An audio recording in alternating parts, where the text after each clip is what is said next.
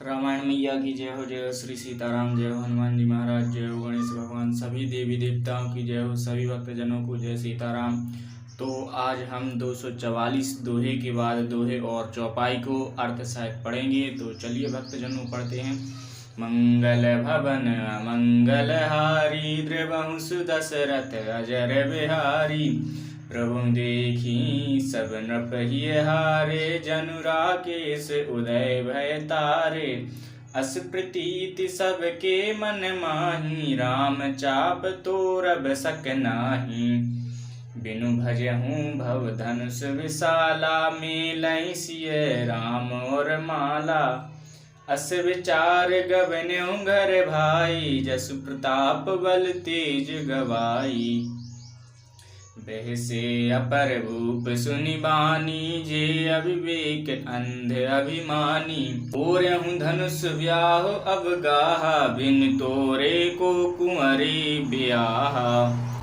एक बार कालंक न होई सियत समरज तब हम सोऊ। यह सुनि अवर महिप मुस्काने धर्मशील हरिभक्त सयाने। रमसिय बियाय राम गर्भ दूर करि नृपहि के। राम जीत को सकै संग्राम दशरथ के रनवाकुरे। प्रभु को देखकर सब राजा हृदय में ऐसे हार गए जैसे पूर्ण चंद्रमा के उदय होने पर तारे प्रकाशहीन हो जाते हैं। सबके मन में ऐसा विश्वास हो गया कि रामचंद्र जी ही धनुष को तोड़ेंगे, इसमें संदेह नहीं है। इधर उनके रूप को देखकर सबके मन में यह निश्चय हो गया कि शिव जी के विशाल धनुष को बिना तोड़े ही सीता जी श्री रामचंद्र जी के ही गले में जयमाला डालेंगी, अर्थात दोनों तरह से ही हमारी हार होगी और विजय श्री रामचंद्र जी के हाथ रहेगी। यूं सोचकर वे कहने लगे, हे भाई ऐसा विचार कर यश प्रताप बल और तेज गवाकर अपने अपने घर चलो। दूसरे राजा जो अविवेक से अंधे हो रहे थे और अभिमानी थे, यह बात सुनकर बहुत हंसे। उन्होंने कहा, धनुष तोड़ने पर भी विवाह होना कठिन है, अर्थात सहज ही में हम जानकी को हाथ से जाने नहीं देंगे। फिर बिना तोड़े तो राजकुमारी को ब्याह ही कौन कर सकता है, काल की क्यों ना हो। एक बार तो सीता जी के लिए उसे भी हम युद्ध में जीत लेंगे। यह घमंड की बात सुनकर दूसरे राजा जो धर्मात्मा हरिभक्त और सयाने थे मुस्कुराए। उन्होंने कहा, राजाओं के गर्व दूर करके जो धनुष किसी से नहीं टूट सकेगा उसे तोड़कर श्री रामचंद्र जी सीता जी को ब्याहेंगे। रही युद्ध की बात, सो महाराज दशरथ के रण में बांके पुत्रों को युद्ध में तो जीत ही कौन सकता है। व्यर्थ मरहु जनि गाल बजाई मन मोदके की भूख बुताई। सिय हमारी सुनि परम पुनीता जगदम्बा जानहु जिय सीता। जगत पिता रघुपति विचारी भरि लोचन छवि लेहु निहारी। सुंदर सुखद सकल गुण राशि यही दो बंधु शंभुर वासी। धा समुद्र समीप बिहाई मृग जल निरख मरम कति धाई। करब जाय जा कब जो भावा हम तो आज जन्म फल पावा। अस कहीं भले भूप अनुरागे रूप अनूप बिलोकन लागे। देख सुर नभ चढ़े विमाना बरसहीं सुमन करहीं कलेन गाना। हानि सुअवसर सिय तब रामा पढ़ई जनक बोलाय सिया रामा। चतुर सखी सुंदर सकल रामा, सादर चली लवाय सिया रामा।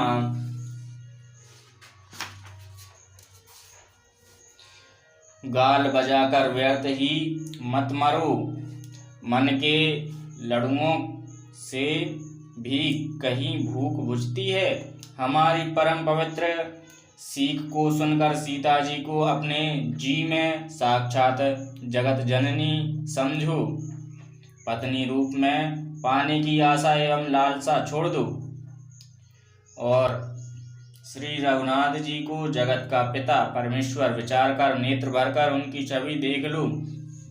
ऐसा अवसर बार बार नहीं मिलेगा। सुंदर सुख देने वाले और समस्त गुणों की राशि ये दोनों भाई शिव जी के हृदय में बसने वाले हैं। स्वयं शिव जी भी जिन्हें सदा हृदय में छिपाए रखते हैं, वे तुम्हारे नेत्रों के सामने आ गए हैं। समीप आए हुए अमृत के समुद्र को छोड़कर तुम मृग जल को देखकर दौड़कर क्यों मरते हो? फिर भाई, जिसको जो अच्छा लगे वही जाकर करो।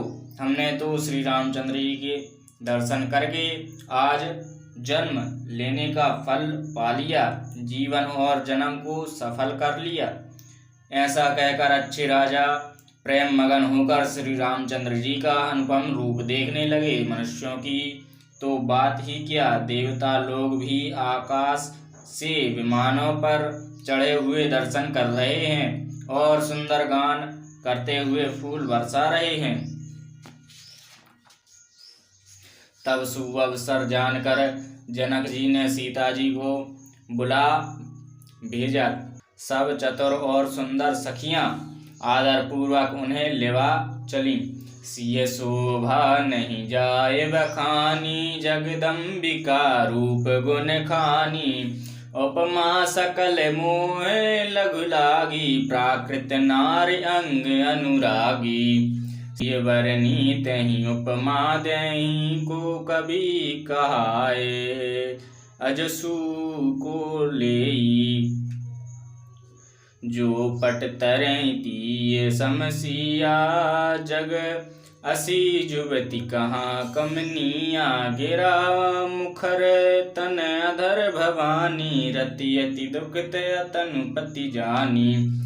विश्वारुण बंधु प्रिय जेहि कहीं, रामा सम किमि वैदेही। जो छवि सुधा पयो निधि होई, परम रूप मय कच्छुप सोई।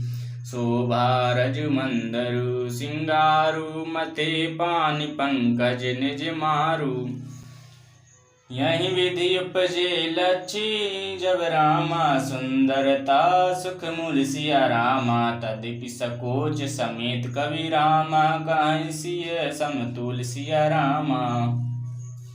रूप और गुणों की खान जगत जननी जानकी जी की शोभा का वर्णन नहीं हो सकता। उनके लिए मुझे सब उपमाएं तुच्छ लगती हैं, क्योंकि वे लौकिक स्त्रियों के अंगों से अनुराग रखने वाली हैं, अर्थात वे जगत की स्त्रियों के अंगों को दी जाती हैं। काव्य की उपमा सब त्रिगुणात्मक मायक जगत से ली गई हैं। उन्हें भगवान की स्वरूपा शक्ति श्री जानकी जी के अप्राकृत चिन्मय अंगों के लिए प्रयुक्त करना, उनका अपमान करना और अपने को उपहासास्पद बनाना है।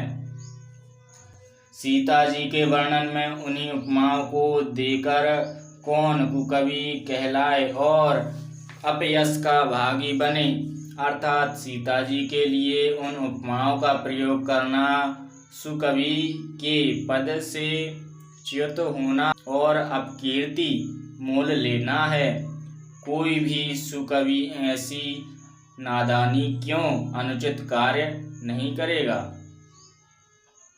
यदि किसी स्त्री के साथ सीता जी की तुलना की जाए तो जगत में ऐसी सुंदर युवती है ही कहाँ जिसकी उपमा उन्हें दी जाए।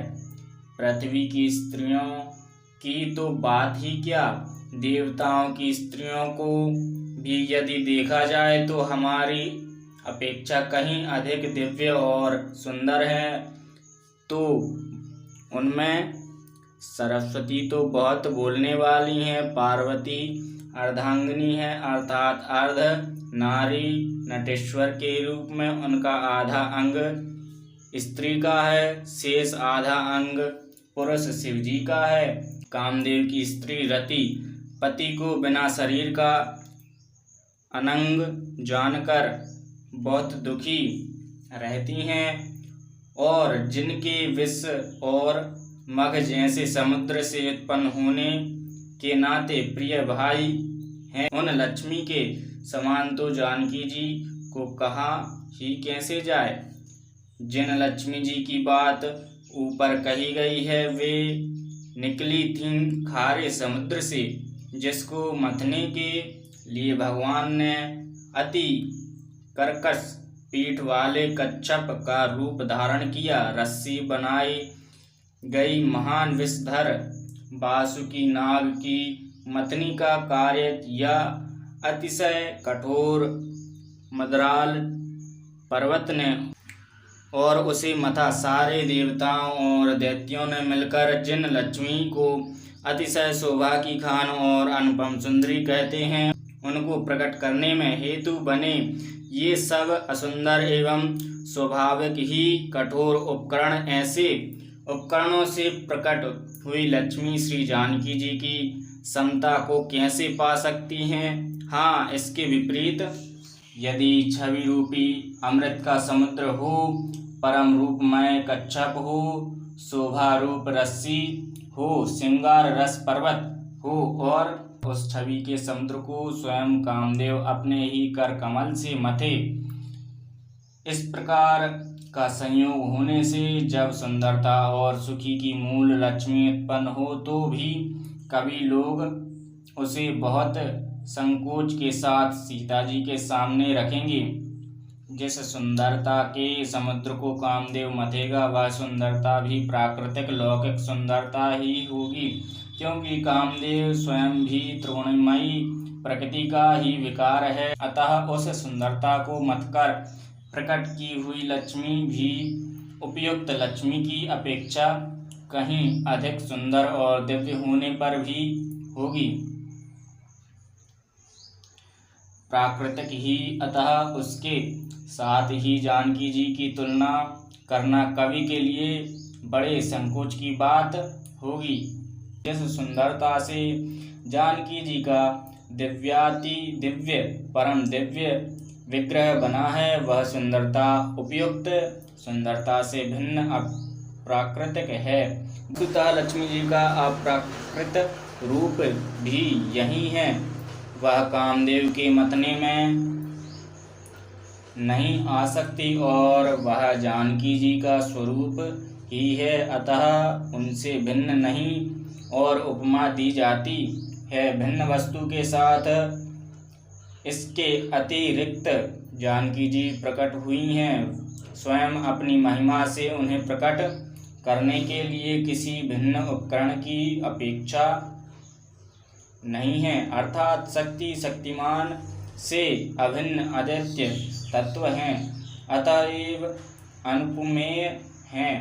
यही गूढ़ दार्शनिक तत्व भक्ति शिरोमणि कवि ने इस अभूतोप अलंकार के द्वारा बड़ी सुंदरता से व्यक्त किया है।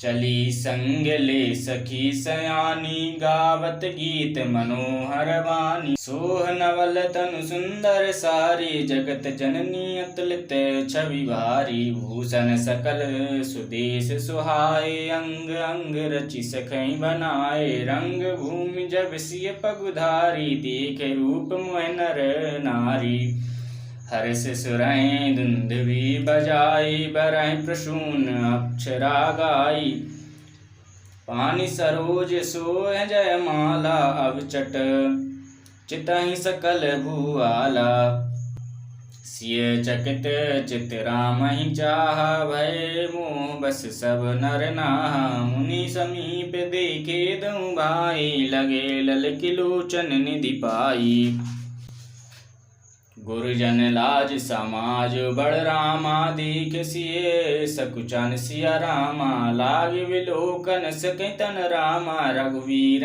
और अन सिया रामा। मंगल भवन मंगल हारी, द्रवंश दशरथ अजर बिहारी। सयानी सखियां सीता जी को साथ लेकर मनोहर वाणी से गीत गाती हुई चली। सीता जी के नवल शरीर पर सुंदर साड़ी से शोभित है। जगत जननी जी की महान छवि अतुलनीय है। सब आभूषण अपनी अपनी जगह पर शोभित हैं, जिन्हें सखियों ने अंग अंग में भली भांति सजाकर पहनाया है। जब सीता जी ने रंगभूमि में पैर रखा, तब उनका दिव्य रूप देखकर स्त्री पुरुष सभी मोहित हो गए। देवताओं ने हर्षित होकर नगाड़े बजाए और पुष्प बरसाकर अप्सराएं गाने लगीं। सीता जी के कर कमलों में जयमाला सुशोभित है। सब राजा चकित होकर अचानक उनकी ओर देखने लगे। सीता जी चकित चित्त से श्री रामचंद्र जी को देखने लगीं। तब सब राजा लोग मोह के वश हो गए। सीता जी ने मुनियों के पास बैठे हुए दोनों भाइयों को देखा तो उनके नेत्र अपना खजाना पाकर ललचाकर वहीं श्री रामचंद्र जी में जा लगे, स्थिर हो गए। परंतु गुरुजनों की लाज से तथा बहुत बड़े समाज को देखकर सीता जी सकुचा गईं। वे श्री रामचंद्र जी को हृदय में लाकर सखियों की ओर देखने लगीं। बोलो रामायण मैया की जय हो। जय हो श्री सीताराम, जय हो हनुमान जी महाराज, जय हो गणेश भगवान, जय हो भोलेनाथ। सभी देवी देवताओं की जय हो। जो भी भूल चूक हुई हो उसे क्षमा करें। सभी भक्तजनों को जय सीताराम।